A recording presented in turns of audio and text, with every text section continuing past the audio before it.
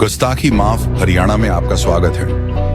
हरियाणा में 50 साल से खोजी पत्रकारिता कर रहे पवन कुमार बंसल आज हम भ्रष्टाचार, पॉलिटिकल करप्शन से हटकर आपका मनोरंजन करवाएंगे, क्योंकि मनोरंजन भी बड़ा जरूरी है।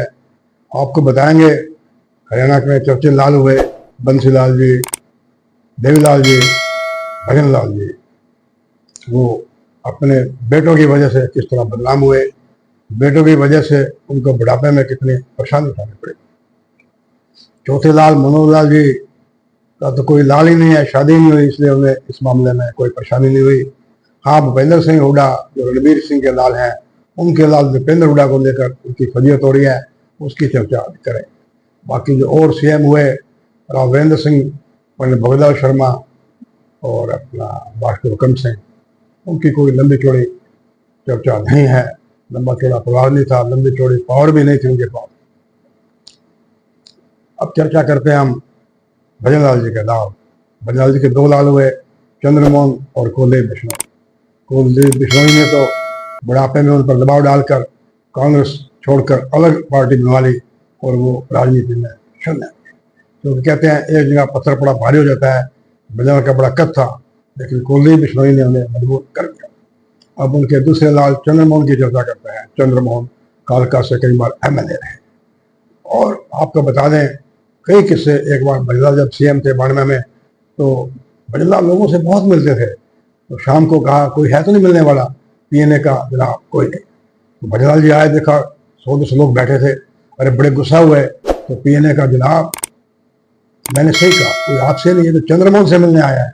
भजनलाल बड़े खुश हुए, भाई चंद्रमोहन इतनी पॉपुलरिटी होगी। एक और किस्सा, कालका के लोग आए, कहने लगे जी एक बात है हमारी, अगर मानो तो बताएंगे। भजनलाल जी के लिए बताओ भाई। कहने जी चंद्रमोहन को हमारा जो नुमाइंदा है इसको सीएम बना दो। एक बार तो भजनलाल से फिर कहने लगे, बड़े चालाक थे, कहने चंद्रमोहन नहीं सीएम, वो अभी सीएम है, तुम उसका दर्जा कटवाना चाहते हो। ऐसे बाद में आपको बता दें भजनलाल का बुढ़ापा चंद्रमोहन ने बड़ा खराब किया।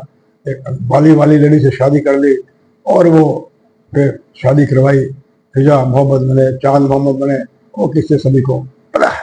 ये भजनलाल जी के लाल का हमने किस्सा सुनाया। अब देखो बेटों को प्रति प्यार होता है, बेटे तरक्की करें खुशी होती है।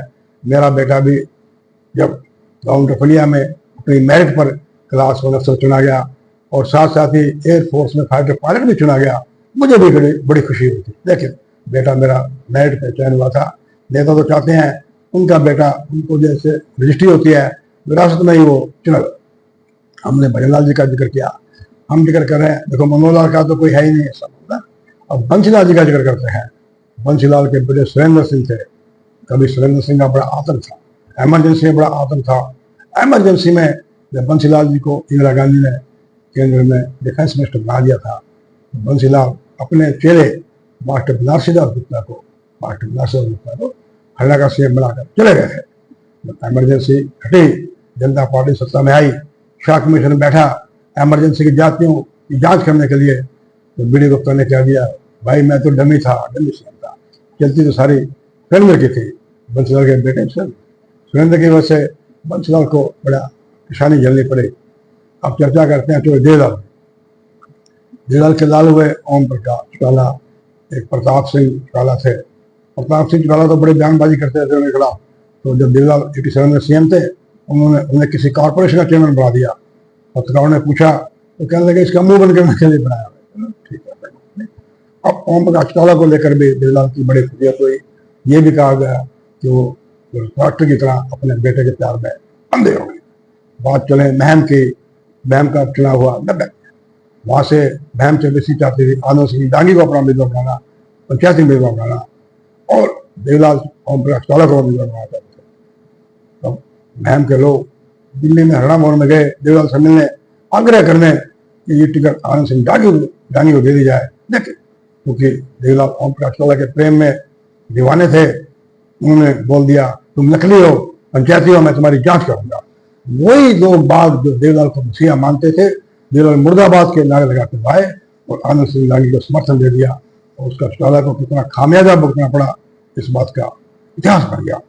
अगर देवलाल थोड़ी बहुत समझ रखते, ये कह देते भाई तुमने मुझे 87 में 5 साल के लिए चुना था, मेरे 2 साल बाकी पड़े हैं, जब अब चुनाव आएगा मेरे पूरे हो जाएंगे 5 साल, हमें जब इलेक्शन आएगा तुम्हारी मर्जी, किसी को टिकट दे दूंगा, ये तो मेरी मर्जी है देने दो।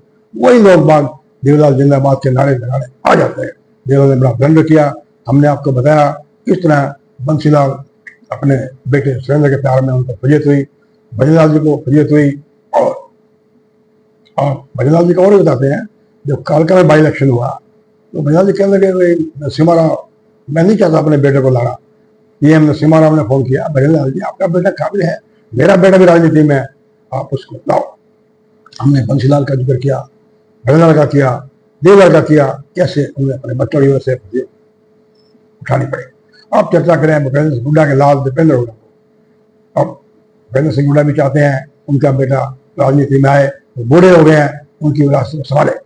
और वो आला कमान पर दबाव डाल रहे हैं, मुझे बेशक कांग्रेस विधायक दल का नेता ना बनाया जाए, मेरे बेटे दीपेंद्र हुड्डा को प्रदेश कांग्रेस का अध्यक्ष बनाया, ऐसा दबाव डाल रहे हैं। सुन रहा है अभी जो असेंबली के इलेक्शन हुए, दीपेंद्र के दबाव में आकर उन्होंने कम से कम 20 से लेकर 25 तक टिकटें उसके बंदों को दे दी, उनमें से ज्यादातर हार गए और बड़ी बड़ी सरकार रह गई। वरना हुड्डा साहब हरियाणा में कांग्रेस की सरकार बनती, उसने हुड्डा साहब सीएम बनते, लेकिन पुत्र मोह में अंधे होकर दीपेंद्र सिंह हुड्डा ने भी हरियाणा में आने वाली कांग्रेस सरकार को एक तरह से रोक दिया। तो हमने किस्से सुनाए आपको, लालों के किस्से सुनाए, उनके लालों के किस्से सुनाए, कैसे फजीयत हुई। पुत्र मोह होता है, बेटा बेटा होता है। नमस्कार।